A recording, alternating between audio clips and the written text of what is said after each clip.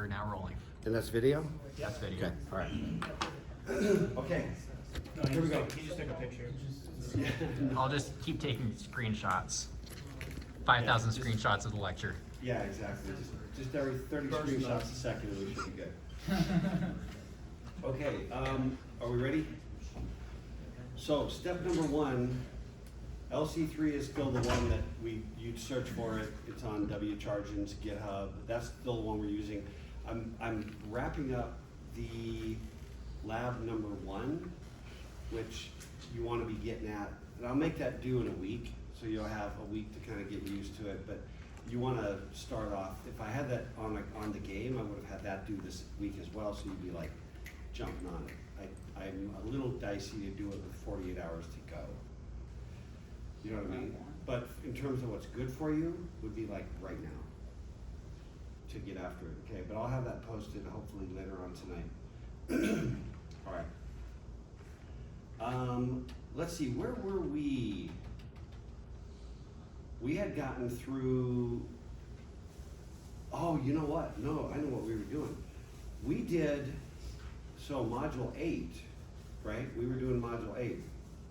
I know what we were doing. We jumped over to the LC-3 Simulator. We talked about, backing up. We did the conditional branch, and we walked through this bad boy, right? Where we did a counter, we had R2 be a counter of 12, and we counted it down to the 0. Okay, I don't think we got quite to this, did we? I don't think so. So there are two different ways for controlling iteration. One way is when you know ahead of time, or you have some way of knowing ahead of time what the number is going to be. Like you have like a size of function in languages like C. You know, something that tells you like how many elements there are in your array, or you know, whatever. But you know how many there are you have to look at. So you just loop that many times. That's what we did. The alternative approach is something that is sometimes referred to as a sentinel. It's not universally referred to as a sentinel. Sometimes they'll refer to it as like a flag, you know, or a marker or something like that. The idea is, I don't know how many there are, but I do know when I do recognize when I get to the end. So right? basically a while loop? It's more, well, because for loops can be more open-ended, but yeah, it is more of a while loop. Yeah, I think that's fair, Corey. Because a for loop, typically it's like, I get some value to some other value. That's kind of the, you know, it turns out that for loops can be different than that, but that's kind of the conventional way of thinking about a for loop. Where a while is just like, as long as this condition holds, I'll keep looping. When the condition stops being true, I'll kick out. Well, what does that sound like? What we've been doing. The thing here is that the difference is in the data. When I use a counter, I don't know how big the data is. So for example, if I were going to count students in the class, and maybe I was going to like shake everybody's hand and say hi to each student in the class, I don't know just sitting here how many students are here, right? But I can do something like just start going hi, and then there's some way of telling that, tell me your first name again? Jared. And I'm just like, the green hat is the marker. When I see the green hat, I know we're done, right? So I don't know ahead of time how many I'm gonna do, but I just keep looking for a green hat. When I see the green hat, I know I got the last guy. That's a sentinel, it's a marker. The same thing if you look at strings, and I know if all you've done so far is like Python, a lot of the mystery of strings is kind of hidden from you, but in memory, in actual memory, here's what a string looks like. It's basically an array of characters. And what is in this array are ASCII values. So, you know, the ASCII value for capital C, whatever that number is, right? ASCII value for lowercase h,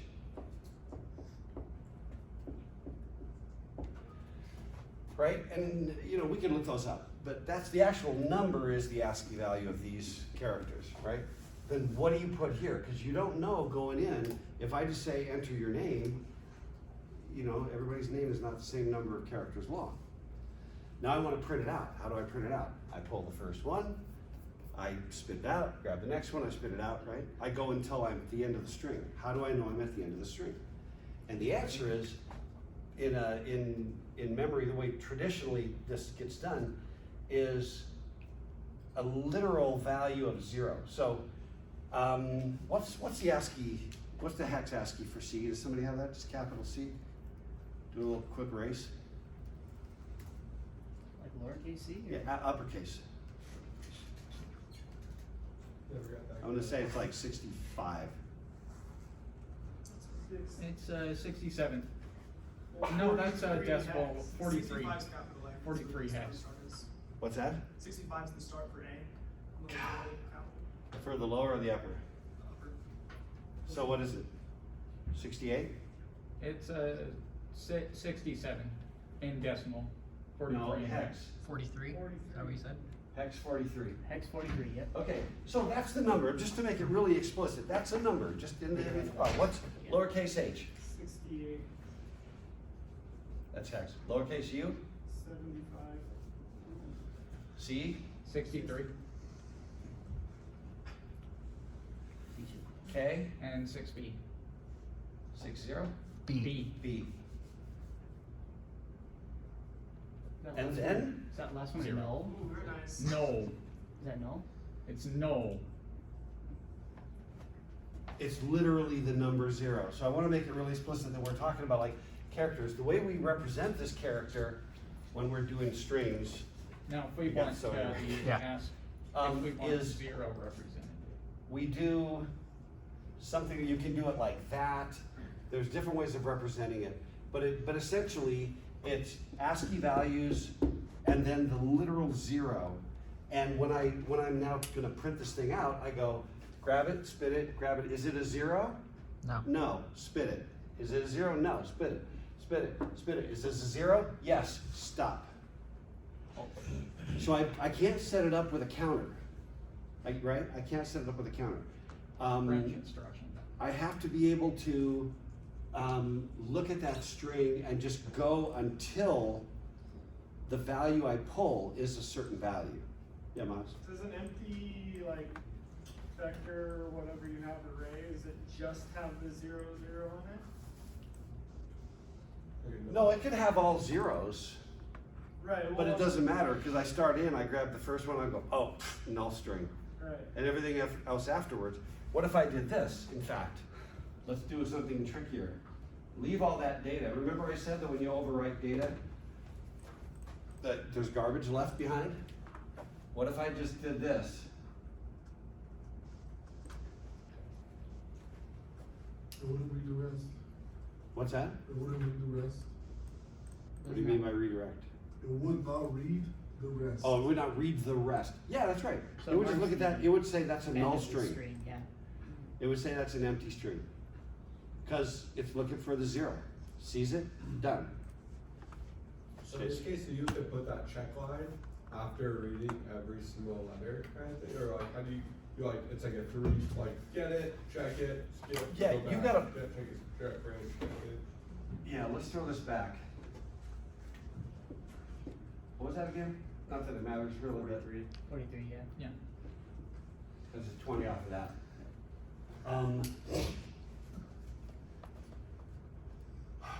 Yeah, so what it's gonna do is pull this value and it's going to compare hex 43 with 0. Now, if only we had a way of telling whether a value was 0. Do we have, what do you think, Corey? Branch instruction. Sure, but even before the branch instruction, Right into registration. yeah, I gotta take the value I pull out. Well, what am I gonna do? I'm gonna go grab the value out of memory and I'm gonna write it into a register so I can spit it out, right? Now what happens? Your NZP bit is set. My NZP bit is set and it's set to Z, so I basically at that point I just read it out of memory and then just go If 0, kick out. Otherwise, we just drop on in and go ahead and print it. Loop, then when we get to the bottom, hard jump back to the top. See what I mean? So the idea is that at every loop, we have to, at every single loop, we have to do the comparison, whatever that is. Now, this is an easy one because our sentinel is 0, but our sentinel could be -1. It could be just any negative number. It could be they're all positive and I'm gonna put a -1, but I don't care if I put a -12, it doesn't matter, just a negative number. Easy. Pull it is the end bit set. Little more difficult when I'm gonna go until I hit like an end of file marker or some other value, some separator. In that case, I've gotta do something a little more elaborate, like pull the value out, pull the comparison value out. Are they the same? How do I do that? Take one of them and negate it, right? I would tend to take the sentinel I'm looking for and store a negative version of it, right? Take the negative of it, flip all the bits and add 1, hang on to that guy. Then, every time I do it, I add those guys together, save the result, check to see if we're a Z, then we know we're the same, right? That's what we've already done. Is that cool? And those are really the two big ways. Basically, in my view, just about everything else is a variant of those two approaches, okay? So here's the logic that we really already went through it, except we were gonna do the addition thing where we're just gonna pull integers out of memory, positive integers out of memory. And we're gonna say that the list is terminated with a value of -1. But what we're actually gonna do in reality, this is pulled from the course material, and then this is what I've been talking about. Except with null terminated, the termination is 0, which is null, right? This code that we're gonna look at actually doesn't look for -1. It looks for any negative number. You know what I mean? Just FYI. It's a little bit of false advertising. You can do it either way, but looking for any negative number is easier. So here's what we do. We set R1 to be, so all this stuff is still at 3100, right? Same thing we did before. And we put that into R1. So R1 is now a pointer into the array. Yeah, Miles? Could you, if you're looking for a specific value, could you just take whatever you're checking against and like negate it? And then hang on to that. And it, yeah, not it, and then and it to see if you get 0. You mean not it and add 1? And. Because I'm saying just like flip all the values of the thing you want and then and it with any value that comes in. If you don't get 0, Add it to the end. what? No, you have to add it. First of all, you haven't negated it. Right, but if you get a 1 and a 0, because I'm saying like, if you take, say you want the value 1101, that's what you're looking for. So you knot it, you get 0010, the only time that'll and give you, oh never mind. I'm thinking about the wrong way, because you can get, anytime a 0 you'll get. Yeah, you'll get random crap. The cleanest way is to negate the target value. You know what the signal is, right? Like -1 or whatever. And I mean, if we were gonna do this hardcore, what we would do, this right here, is it the sentinel? We just pull that value. Is that the sentinel? And one way to do that would just be to take the value and add 1 to it. Then, if they're the same, because the target value is -1, you negate it, you know it's 1. But in general, you can take whatever the sentinel is, negate it by flipping the bits and add 1. Then when you add those together, if they were the same, and this guy's now negative, your answer will be 0. Yeah, okay, yeah. Okay. But good, I mean, you gotta explore the space, right? You gotta explore the ideas, and sometimes they pan out and group you inside, sometimes, you know, it's a bad sentinel, you know, dead end street somewhere, you know. But we go out to 3100, we grab the address. That was load effective address, if you remember.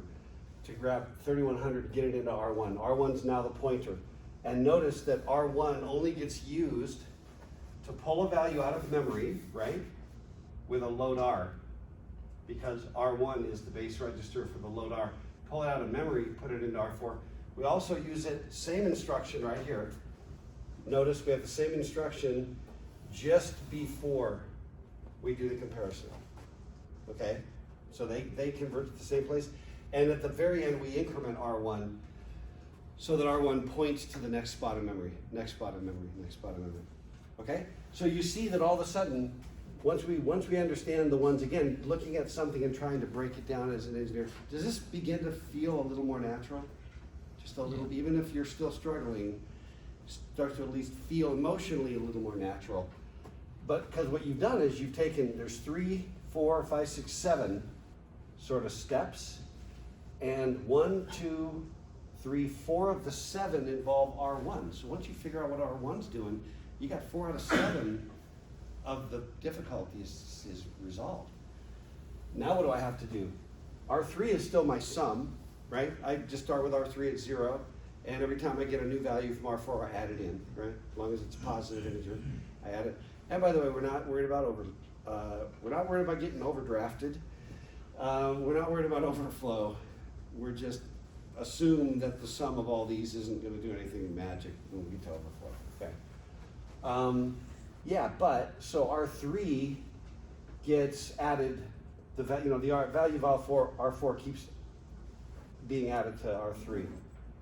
Man, that's it. And then the only other thing we have to worry about is R4, which pulls the value out of memory, that we check it. And then if it's good to go, if it's the sentinel, we stop. And if it's good to go, we add it on in and then grab the next value out of memory and put it into R4. Yeah. Would it be a problem if one of the numbers we added was a negative number? Well, conceptually, no. But this is why I'm saying the way when we get to the code, it's actually checking for any negative number as the sentinel. Okay. So in that case, we would never have that. We would never have that condition. Does that make sense? Yeah, I'm just Or am I wondering maybe- if one of the register 4s that we pull out, that array of numbers we're adding, if one of those is a negative, it would just reduce the total, and would that be a problem? Yeah, no, it wouldn't. Okay. It wouldn't at all. In fact, one way to do it is just to say, I don't care what the value is, positive or negative, it just can't be -1. And let -1 be the sentinel, but -2 would be valid. Okay. You know what I mean? Okay. Ready for the ugly? We're gonna do the ugly, and then we're gonna walk through this, and then we're gonna throw it in the simulator, like we did last time. Okay? So here's our code. Should we just? No, let's just do it quickly, and then we'll jump to the code. 3100 is where all of our stuff is. That's where the integers are. We're going to pull that out. We're going to use. By now, you actually find that you start to memorize just by accident what these are. Anybody remember? Load effective address? Load effective address, yeah. And in part, that's the thing because I'm going to take a PC offset 9. I'm going to add that to the PC. It's a positive number, right? But it's big, and it's 7F. Is that right? Is that going to be? No, it's 9 bits, so it's more than a byte. No, it's 0FF. Yeah, it's 0FF, but it's not negative because it starts with a 0. In any case, it's 3001. If you add 0FF, you get to 3100 because we're in hex, right? Yeah, so you grab the load, you do the load effective address. You make sure R3 is cleared because that's the only value we really care about. Everyone's going to be written with a value, but R3 is going to be a sum. We're going to keep adding into it. We got to make sure it starts by being initialized to 0. And we're going to do that with an AND. We're going to AND register 2 with register 3 with 0, put it back. Then we're going to do, this guy is got to be load R. It is. Is that right? Register, yeah. And base register is 1. Offset is nothing. And R1 already points to the array. And then when we're done, we're going to put the value into R4. And now I'm checking NZP. This is the part where I said the previous slide was lying to you. Because it's not -1, it's any negative number. And if that happens, I bounce out to here with whatever happens after that. Could be a halt, you know, it could be the end of the program, it could be anything, doesn't matter. So that's what I do when I see a negative number. But if not, then I do an add, R4 with R3, put the result into R3, so R3 is the sum. I do another add of R1, increment it by 1, put the result into R1, and then go pull the next value again, and this instruction is going to be exactly the same as that instruction, right? And then after I've done that, I do an unconditional, right? NZP, this is a branch instruction. NZP means I'm bouncing up there no matter what happens, right? No matter what, I'm going.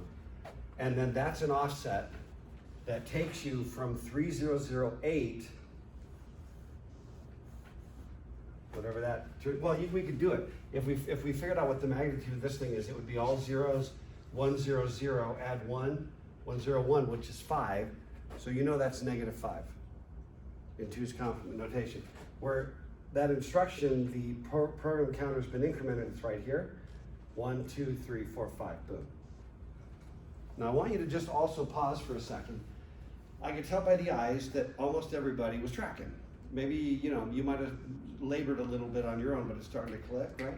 Just take yourselves back 2 months ago when I was like, base 2, and you were going,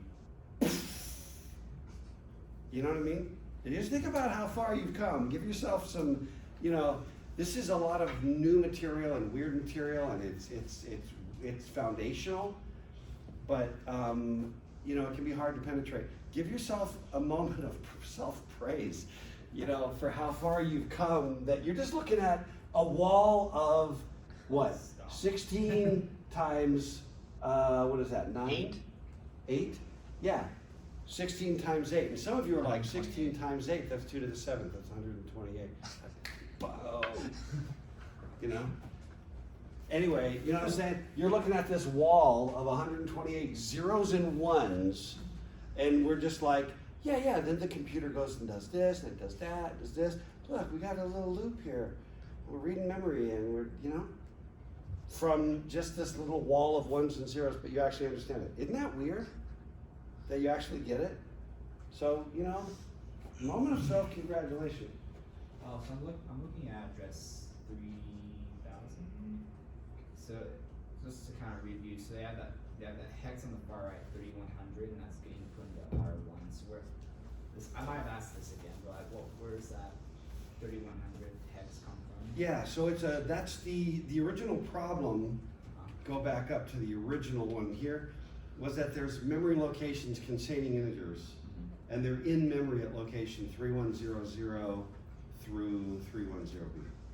It's just given as part of the problem that that's the spot in memory where the stuff is. But that isn't the same as what's in the PC offset on those bits 8.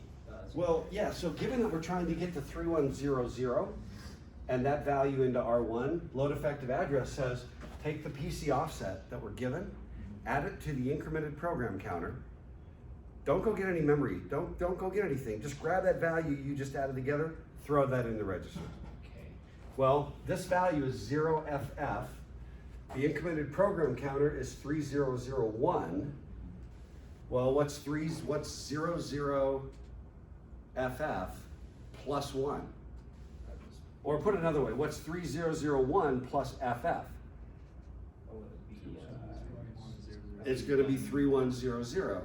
So that's why it's skipping a few steps here in the pseudocode. Therefore, let me jump over.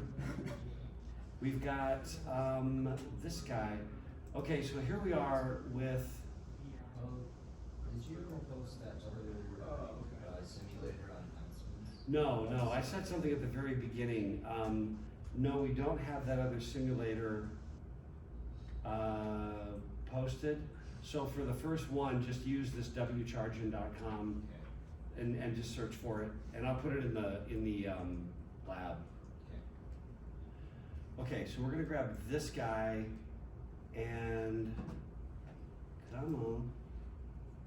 That's not what I wanted to do, but it's okay. Actually, I'm just gonna do that guy. And I'm just putting the data over there, but see, this time I've got a little sentinel. Do you see my -1 at the end? Load it into the simulator, and then I'm gonna go, let me grab that.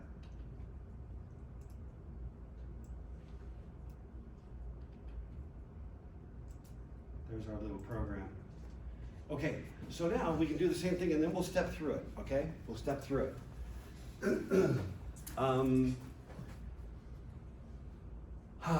So there's the stuff. There's the load effective address. Well, let's just walk through it one at a time. The program counter is at 3,000. You see it? And let me just see something. Cannot change that. So we do the load effective address. R1 is nothing yet because that's the destination. When I do the next, program counter is 3001, and notice that R1 now has the value 3100. That's what the load effective address did. Okay, should I blow that up just a little bit? That a little helpful? Oh, so the PC offset was 3001? Yeah, PC offset had been incremented, so it's 3001. Yeah, Chase? So I'm saying that they put whatever the contents of 3100 into R1, or literally just the address 3100? Just the address. So load effective address doesn't, all the other ones are like LD, LDR, LDI, they're all loading. Yeah. LEA is the odd one out because LEA says, don't load any data, load an address. Okay. And then we increment that to move down our list of things that we want to add together. Right, so we're just saying, what's the address of our data? And the way we get that address in is the LEA instruction, which looks at the incremented program counter, adds the PC offset. Yeah. But instead of getting data from there, it just puts that value right into R1. Got it. Okay, so R1 now has 31, that's our pointer, right there. Okay? And then again, I'm stepping. By the way, there is a thing that you should be aware of, which is, when we get to the end, I'll show you the halt instruction. But when you actually run your program to the very end, it runs all the instructions in the halt routine, and it messes up all your your variables, all the registers. Let me just show you real quick. I'm gonna press run, and notice how everything's all scrambled and worthless. And I'm like over here, and I don't even know why, and everything's done, right?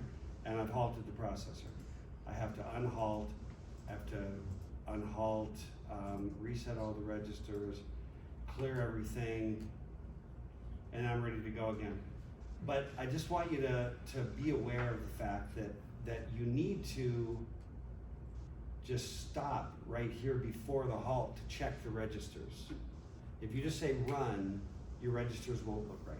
Now, Zach and I are, we were talking this morning, we are going to make a modification to ours so that when you do run the halt instruction, when you're done, it leaves all the registers the way it was before you ran the halt instruction. We'll save them all away and then put them all back just before you stop the processor. So when you're done running, you could say run and you'll get the result you wanted to get instead of all that other code. It's one extra dumb step to try to remember. Okay, I say next, R1 has the pointer. I clear R3. It won't do anything because R3's, well, let's do something here. You can actually put values in. Let's put, you can actually put values in all of the registers and all the memory locations, like right here. We'll talk later on about .fill and what that does.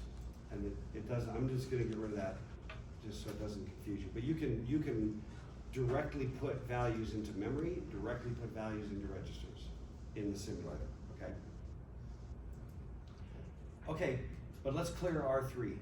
Watch R3, it's got stuff in it, leftover garbage, cleared. And the Z-bit is set as it should be. Now I'm gonna load R. So down there in remember, at 3100 is the value 1, and then 3101 is the value 2, 3, 4, 5, 6. I just did it like that, right? So you could recognize the numbers in a pattern. And both have a pattern you could predict and know that you're making progress. Okay. So we're gonna go grab that first value out of R1, we're gonna put it in R4. We're gonna go next. There, R4 has 1. And now we're gonna just check to see if that thing is negative. What is the little control, is it control code? I think I, what is it? Control code? Is it called control code or is it some other code? Somebody give me a chapter and verse on that because I've been second guessing myself and wondering if I've been saying that wrong. Condition codes? Was it condition code? Condition code. I think my slide might be wrong. I think it was like, I don't know that I don't care. I mean, at a pretty deep level, I don't care. Yeah, it's a condition code. That's on me. Okay, so I'll change it. I'll try to start saying that right somewhere because it does influence control, but they're also, I don't know, these terms become. It reads a condition. Whether Yeah, it's yeah. negative, positive, or 0. That's right. And we only use them in control instructions, so boom. Okay, but I'm checking the condition code to see. Oh, yep, it's P, it's positive. And so that branch should fail. It does fail. I add R4, which is 1, into R3. Watch R3 go to 1. I increment R1. Watch R1 goes to 3101. Now I go pull into R4, I pull the next value from memory. Boom. Then we just rinse and repeat, okay? Now, the key though, okay, this interface, one of the things I love this simulator. I think that Mr. Charjan did a really, really good job, and I've used it and really there's a few things that we're tweaking, but You can jump to a label. yeah. What I wanted to do was just get the top of the program here. There we go. That's what I wanted to do. And you can jump to a label just like right that. Okay. What I want to do though is I can just keep looping through like this. Notice that R1 is moving, R4 is growing. Okay. However, I can do another thing, which is see where it says halt? I can set a breakpoint right there. And then I can just say run, and it'll stop before it runs the halt. Okay? Yeah, Chase? What does that instruction in like 3006, the load R4, what's that one doing? So the load R is load through a register. So it wants a base register, Okay. which is R1, Okay. and it says, oh, that's my location in memory, Okay. plus any offset I give it, and we're just saying 0. Okay. And it's saying, go out there, pull that word out of memory, and put it into whatever my destination register is, which is R4. So why do we do that? Because we're trying to add all the integers starting at 3100 out in memory, and we have to get each one. So R1 points to it, load R goes and grabs that value, because R1 points at it and puts the value into R4. Okay. That's how we Got get a it. value out of memory Yep. and put it into a register. Okay, got it. One of the ways, one of the 3 ways that we've talked about getting values out of memory and into registers. Yeah. Okay. Thank you. All right. Okay, now I can just say run, and it'll stop at the halt. But what you can now see, you see what happened with R4? It got the -1. In the meantime, you can prove this yourself, but the values 1 through 12, if you add them all up, should be 42. the answer to the ultimate question of life, the universe, and everything. You can also see that R1 was at 310B. So you can do things like that. Get your program ready, and then put a breakpoint at the halt. So before you stop, you can like check your values. Okay? Okay. Now, and then one other little trick is if I want to just clear everything, hard boot my machine. Okay, watch, wait for it, boom, hard booted. Just reload the web page. It's a simulator. You reload the web page, you clear all the memory, and the thing resets when it loads. So if you ever need to, like, it's getting kind of ugly. Now I also toasted my Control R. What's that? Control R. Yeah, exactly. Yeah, that's it. Okay, let me go back. Yeah. And then I think that, man, we're this is okay. We can play around with it. We're going to be done with a bit of time, and that's okay, because I think doing a bit of a walkthrough on the simulator and having that recorded is going to be a good thing. Okay, that's what we just did, right? Added numbers using a sentinel. The next instruction, that was all using branch, right? Using the condition codes. Now, what if, I want to just show one thing. At the bottom of every one, okay, sorry if I'm being all frantic all of this. Look at the very bottom. There's that unconditional branch NZP, right? And the way the branch works is set based upon the condition codes or the control codes. I think that's what's messing me up. I think that they're called one thing in the instruction and one thing in the registers. If I can get a chapter and verse on that, Marty or somebody, I think you're already going.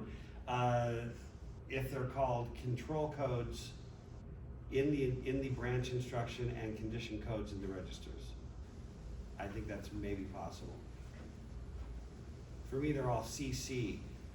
But anyway, notice that I'm going to do this branch, which is an unconditional, it's like an unconditional jump.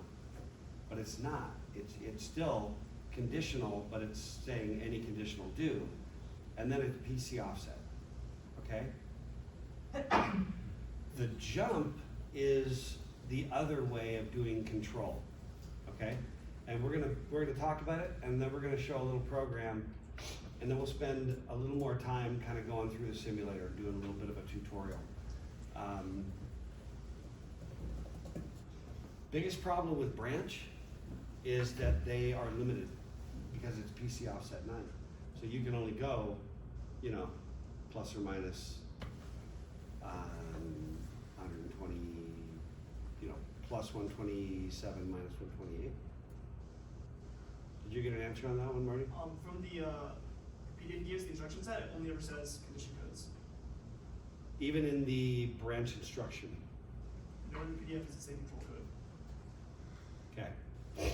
So even on the page, yeah, especially the page where it. Description for branch is the condition code specifies. Okay. Condition codes. I don't care. I'm never going to ask an arbitrary random trivia question like that anyway. Yeah, Corey. So if we're trying to access a specific memory location, what we do is we take a register, clear it, add in the value of whatever memory location you want it to be, and then use jump. Well, we'll show you. Before we jump too far ahead, as it were. Before we unconditionally jump into the void. So, oh yeah, I said plus 127, it's plus or minus 250 something, because I got 9 bits. But what the jump instruction does is it allows you to take a base register and then just loads the program counter with that value. So you have to set up the register. That's the thing. With a branch, you just say, hey, plus or minus 50, I'm going back 10 spots, or it's really handy for little for loops, little bits of iteration stuff. But when I want to go anywhere in the universe, jump anywhere in the machine, I've got to go through some effort to put the correct value into the register, okay? So I'm gonna just show you how I would do that. Same code, this is that same adding integers using the Sentinel, okay? Very same code. Notice I set up R1, I clear R3, I grab the value, I branch if it's negative to go all the way around. I branched wrong. 3009? Well, because I added one and then I didn't actually change that instruction. Which also illustrates one of the fundamental struggles with writing a machine code. You tack on an instruction, and now your branch doesn't go as far as you need it to go. Can somebody DM me a reminder to fix this? I won't fix it before next class, but I can fix it before the sun sets probably. Okay, right, but you know what we're doing here. Then we take the value, add it together, we put it in R3, we increment R1, so we're in the next spot, grab the next value, and now we're just ready to do what was a simple branch instruction, but we want to use a jump. So I've got to set up R5, and what I do in this case is I do a load effective address.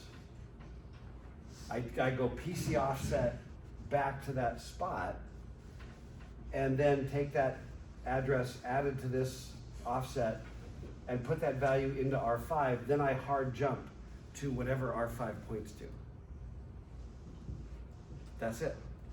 Okay, what if instead of jump with R5, what if I at this point said jump R4? What would happen?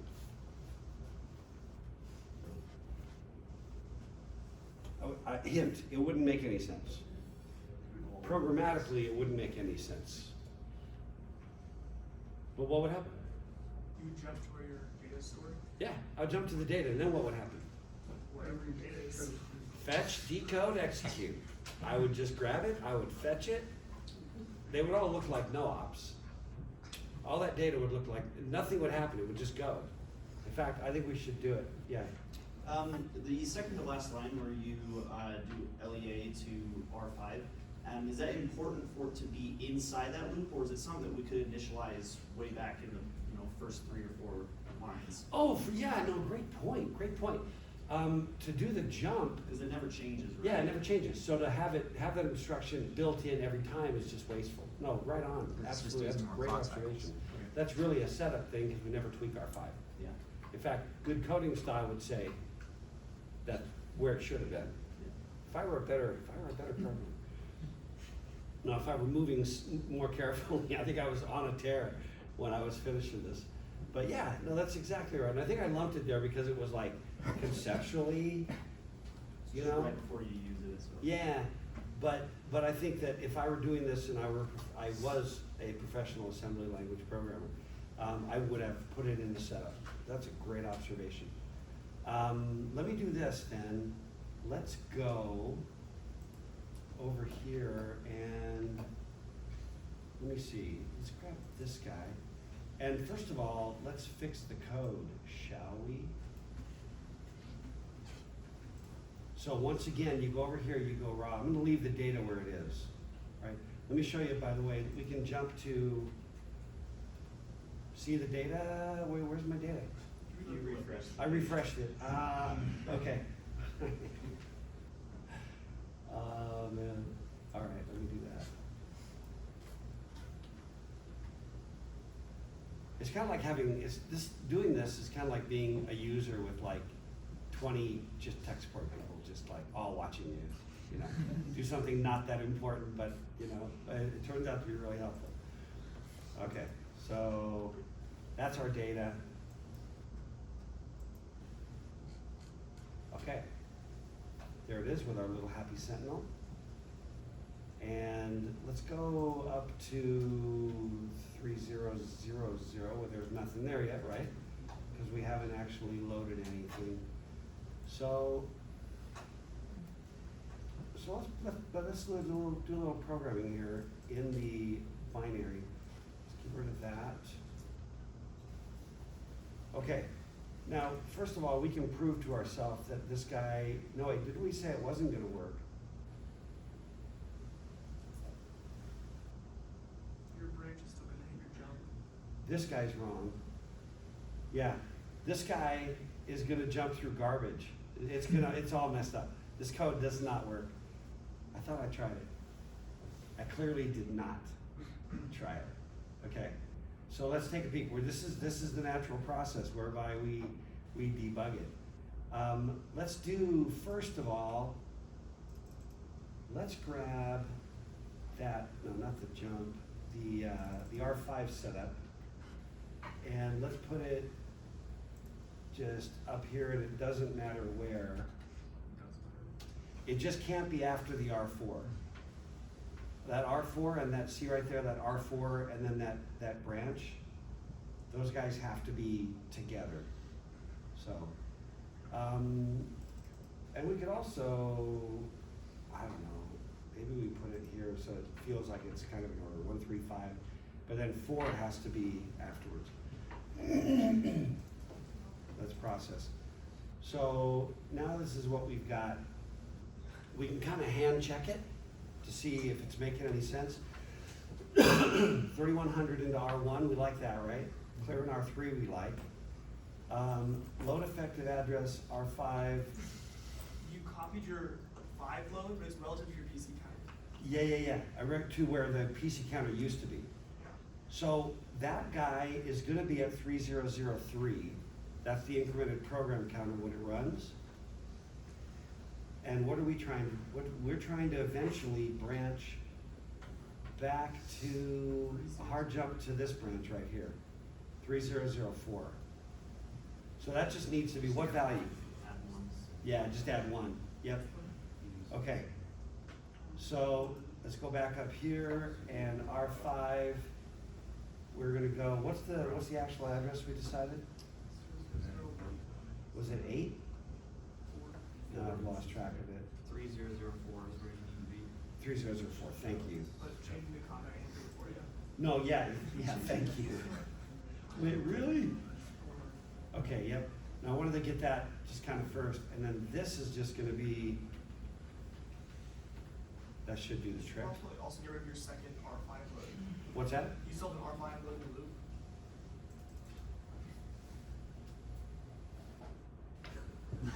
Keep me honest. Keep me honest. Okay, now let's look at it again. We've got load R1, we're happy with that, clear in R3. R5 is now set to go to 3004. Let me process that and load. Let's look at it here. Okay, why are there 2 halts? You didn't clear out the old data. I didn't clear out the old data, it's still junk. I dropped it in and that was just leftover. I didn't overwrite it. This will mess you up so hard. Okay, so we load R1 with 3100, correct. We clear R3. We get R5 ready with 3004, 3004. Then I load through R1 the R4 value, right? I branch on negative to my halt. That actually seems correct. And then I add R3 and R4, increment R1, grab the next value. It should work. Should we try it? I'm gonna set a breakpoint and then just run. There's 42, there's 310B.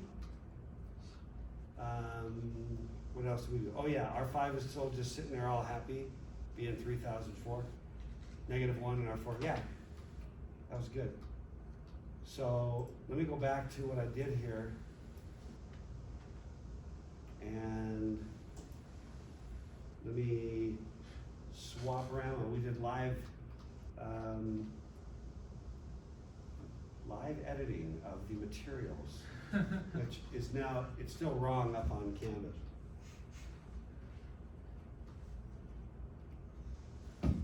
Okay, that's cool. That's really cool. All right, so a few other things then.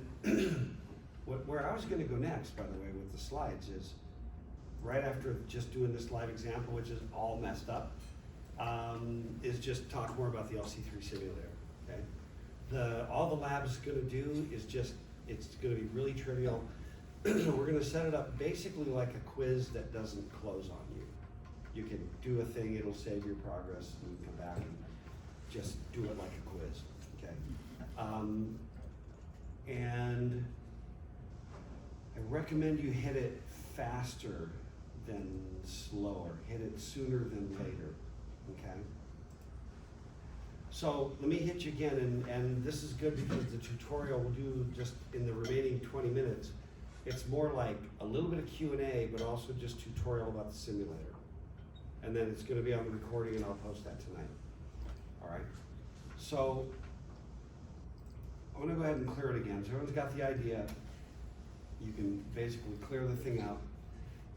What are the things that are relative to us to machine language raw, okay?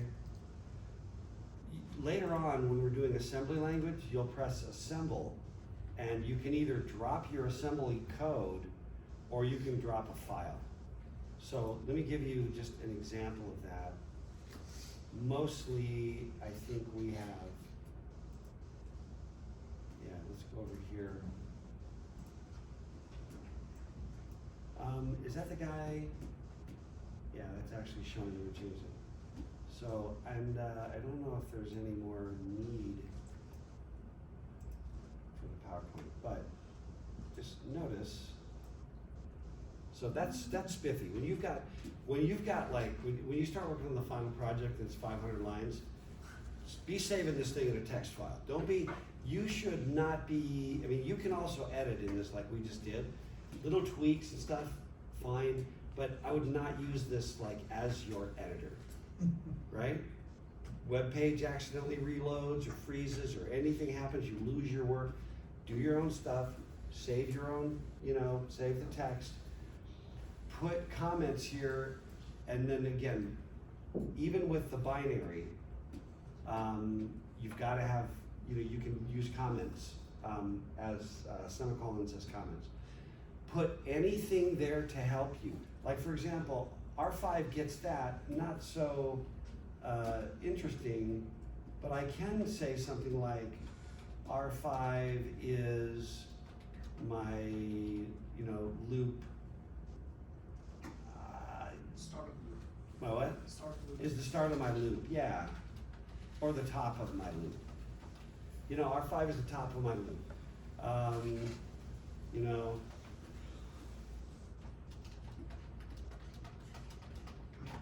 Go back up and do it again. Or like,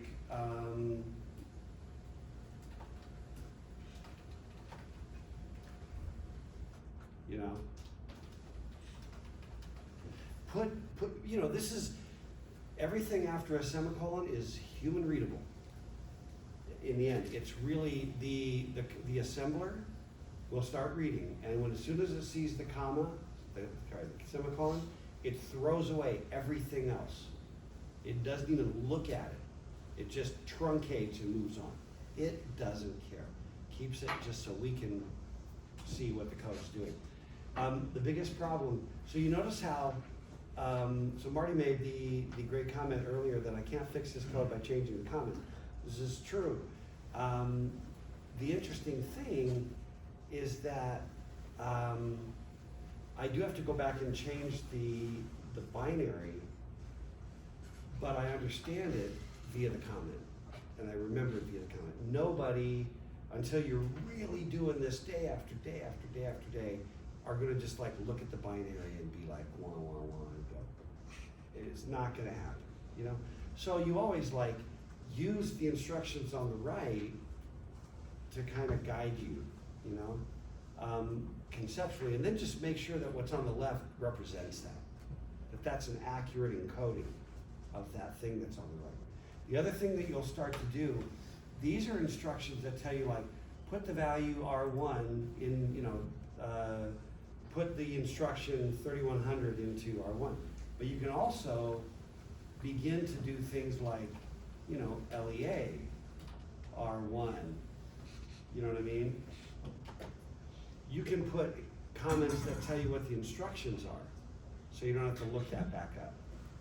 You know, and you can kind of do whatever works well for you. You could put, like, maybe you like to have notes to yourself, and then in parens you just put, you know, what the instruction is, just as a reminder, so you don't have to go look up, oh crap, 1110, blah blah.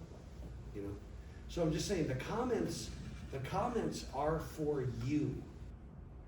They are for you, and if you don't even need, when you're doing machine code, you need comments.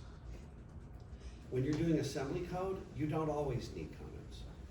Sometimes you just look at it and you see, and R3 with 0, and you know, if you want to put the words clear R3, fine. But if you are, you know, decent assembly language programmer, you see that and you know you cleared R3, and you don't need a note to yourself, right? What else? The new version, when you're trying to stick data somewhere, at least in this old version, you have to do it twice. So in other words, notice that I took like part of this code, you know, deleted it, had just the data, processed it and loaded it. Now that's in memory and it stays there. Now get rid of that and add another thing, right? And I can put data in different parts, but it's a little cumbersome. Here's the challenge. We do have a modification to the LC-3 simulator when you're doing assembly language to be able to have multiple start points for stuff. And that'll be available to you when you're writing your final project. It'll make your final project a lot easier to have that, because there are some design options that are available to you that otherwise would not be. Here's the problem. When you're dealing with binary, it's not quite as clean, because notice how this thing works, right? That is a valid instruction, right? Would be 0011, but we don't treat it like an instruction, because the way the simulator works, it has to know where do you want to put this stuff, okay? And when it's dealing with binary, the way that it does it is it just says the very first, 16 bits of whatever I see, the very first bits I see will be the address of where you want to put it. We have to think about some mechanism, and I have an idea. One approach would basically be just get rid of that and just allow in the raw, when we're doing binary, allow something like, just allow different .orages. Does that make sense? So it's like, yeah, sure, that's not binary, but it is an assembly instruction. And we haven't really talked about .org, and we haven't talked about halt, not much. But .org is what we call a pseudo-op. It looks like an instruction, but it's not in your program. Anything that you see that starts with a dot is telling the assembler to do something, but it's not part of your program, with, unfortunately, 2 exceptions, which we'll get to, okay? But the .org tells the assembler, hey, put this stuff over here, and I think that's what we should do as a solution. Just get rid of the first line is where it goes. Just basically look at, make them say .org. It's arbitrary anyway, and that way we can do, part of your data can go here, part of the data can go there. Yeah, Chase? 2 questions. Is there any way, like, do you already have the data written out that if we wanted to, like, write our programs for the homework, and then test it with actual data that we could just... I've got it up on Canvas. Oh, is it there? Yeah, it's not linked, you know what we should do, is I should just link it. Can somebody DM me that? I need to link, I need to just take the data files after I fix this one, and then just link those to the homework. You know what I mean? So when you get to it, the links to all the data and the assignment are all there. Yeah. But it is currently up there in the Canvas files. Okay. And then do you keep? Well, and the reason I did that obviously was to save you the pain that I know I suffered. Uh-huh. To have to type all this crap, yeah. You know, just gives you a head start, you know? And then do you keep, every time you put this in, you keep doing it in 2 chunks? Is that because you need the dot org? That's because this W charging, as much as I love it, it doesn't have a capability to do 2.org, you know, sort of Yeah. ideas. You do separately. It defaults in the raw to only 1, and therefore, you know, in raw mode, right, which would go back, right, there's that raw. It defaults to the fact that when I say raw and I get this coming here, the first line of bits is gonna be my .org. To me, that's a little confusing anyway. You know what I mean? I have to remember that. Took me a while even just to like learn that. Especially since if you don't designate it, let me try this. I'm pretty sure that if you don't say anything, does it still just go? No, it still does whatever you say, the first number, it's gonna say that's where you think you wanna put it in memory. So it's arbitrary, right? String of bits or .org, let's go with .org. But if somebody can DM me to fix the homework, so that the link is in there, and then also that I need to fix this file, with the program. I mean, I have it now on my Iron Man drive, I just have to, you know, upload that back up. Which I might be able to do in the gap if I get on it. Just do it from here. What else to remind you? Oh yeah, that we need to do .org in the raw mode. That's all. Okay, let's keep going. But for now, you're stuck, you know, so you can do it, if you need multiple .orgs now, you just put it there, then, you know, process, load. Now notice also, you always have to say process. Invalid character, it doesn't like the .org. Okay, so we go. 0011. That's going to location 3, not register 3000. Thank you, I'm an idiot. I got my 3s all messed up. How's that? And got a comment out, .org. Yeah, and then for now, I'm just gonna get rid of that. Process, okay. So when you do process, it'll check for syntax errors, stuff that doesn't make sense. It won't help you with, if your program makes no sense, it'll dutifully do it. You know what I mean?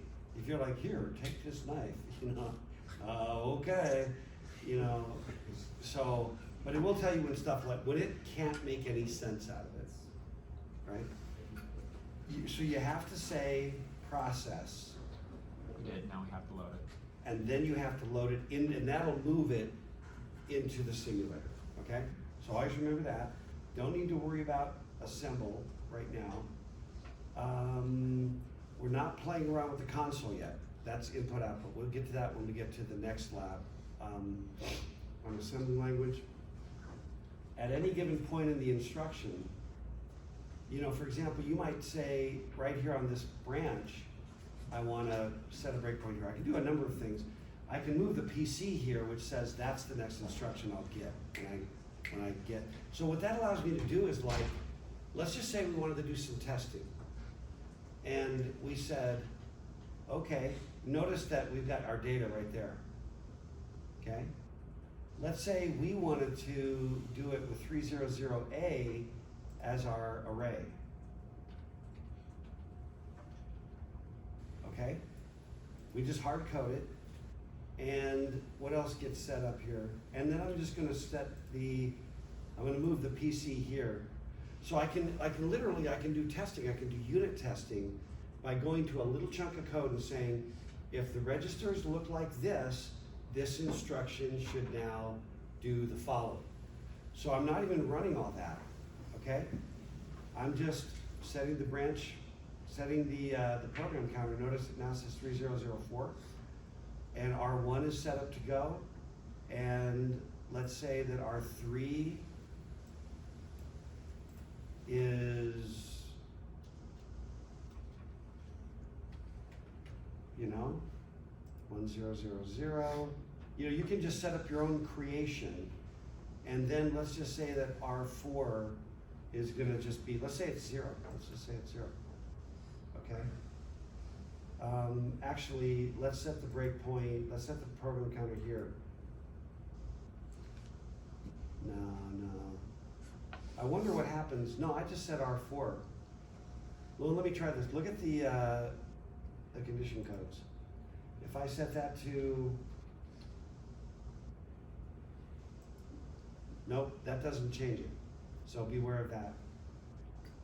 In any case, I've got a program counter, I set it here, and then I can just take the next step. You know what I mean? So I can set up my own little scenario. And when I was doing assembly language programming at HP, I would do a unit test like that. Like, here's my one little routine. I would set up the stack, set up the things, put things where they go, set a breakpoint at the end and say, starting with these conditions, we call those preconditions. These are the post conditions. This is what all the registers ought to be when I'm done. I set a breakpoint, it would go, make that sound, and then I would just like, it would stop, and I would know what the register should be. I'd look and I'd say, it's correct. Okay? So you can do all that kind of stuff. You Is kind there, of just broke this one though, right? I broke the hell out of this one. Yeah, it's badly mangled. Yeah, because R4 is negative, but it didn't catch it because the condition No, code's no, negative. exactly right.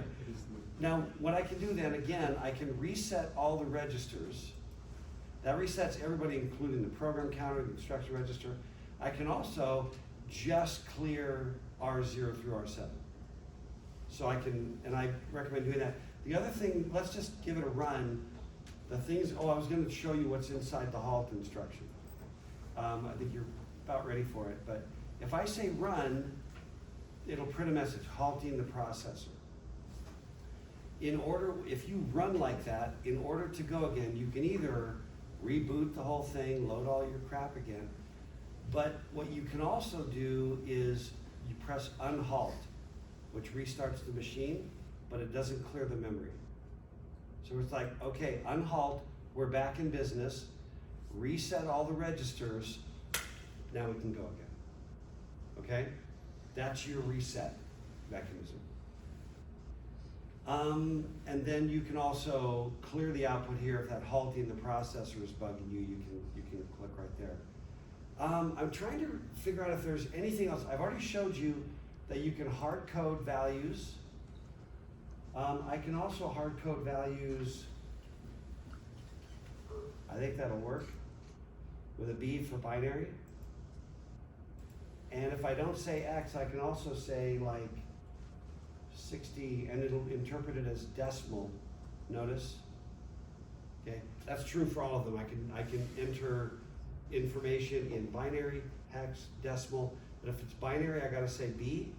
If it's hex, I gotta say X, and decimal, I bet it'll default. If I say D, I bet it'll still work. No? So decimal wants nothing, and then it's gonna be happy. Okay, let's do this. I want to set a breakpoint now on this halt, just so we can go into it, and then this is what we're done. Resetting all my registers. Okay, I'm just gonna run, and I'm going all the way to the halt instruction. I don't know if this is all correct or not, but it doesn't matter. No, it's all just screwed up. But what I'm gonna do right now is, instead of next, if I say next, it'll skip into, it'll just kind of try to just go past the halt. But if I say step, it'll step into the subroutine, okay? So watch what happens. Halt, and how we get here, don't worry about it for now, okay? Because that's next week's lecture, okay? Where we're gonna talk about trap instructions. But if I do a step, notice I'm suddenly in this routine here at FD70, where I store away some stuff and store register 7 and I store register 1, and 0, and I use R0 with the load effective address, I put a string. By the way, if I do that, that string, boink, halting the processor. Then I'm gonna load R1, put the registers back, whatever that is, store R1 away, load some back, and then it turns out there's an internal command that when I store that guy right there, it kills the processor. So that's why everything is screwed up when I jump into the halt. It's a routine. When I say halt, it takes me into code that lives in the system area of the computer. And that's just enough of a, yonder there be dragons, it's that part of the thing for now. But next week, it'll be actually a lot clearer when we get to subroutines and trap instructions. For now, you got your hands full with some cool little homework. And then again, I want to re-go again, unhalt, reset all the registers, back ready to go again. So this week we have the Module 8 homework of just the questions we need to answer. We can use the simulator to help us make sure that we have that correct. I beg you But to use the the simulator. lab is something different. The lab is a different thing. The lab is more like accountability to use the simulator. Load it, 1 point. Grab some code, put it over here, process it, and load it in the simulator, 1 point. You know what I mean?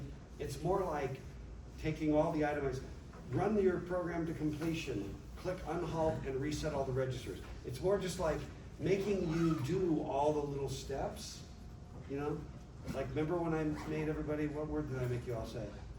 Discretize. Discretize. Right, it's more just like, let's make sure that everybody has touch. Because amazingly, every semester, I have had students who are ready to do the final project. They've been doing everything on paper. To this point, now it's final project time. They're like, so where do I get, they make that Napoleon Dynamite voice. Where do I get the simulator? And you're like, dude, it's like Thanksgiving and you don't know where the simulator, you don't even know where it is. I've been there multiple times, You know what I mean? So it's more like, it's that nudge. And that will be due next week, but I recommend you do it like now, like right away. Otherwise, you tell me. Should I just make the little simulator lab due on Sunday night? I'm only concerned with just, 72 hours. No, that's not that bad. It's not gonna be hard to do it. What do you think? You guys Is tell me. it still open if we do it late? Could we reopen it Nobody's next jumping week at or the something? chance to have this due on Sunday. Well, I'm like it open to to it, but be I a just. following So I'll tell you what, I'll have it due, Just in case. it'll be due the following week, in case you're off to Disneyland or something. I don't know what it is about UVU students that vacation in the middle of a semester. But, okay, but do it now, do it immediately after I post it tonight. Okay, It's more, I've got my schedule planned around different. yeah, no, that's fair, that's why I asked the question. Yeah. Yeah. And can we go back in and rerun the lab even after it's due? Or will it close? Wait, hold on. Will the lab close after it's due, or will we be able to rerun that as much as we want? Just for practice. Yeah, it should be able to kind of, yeah.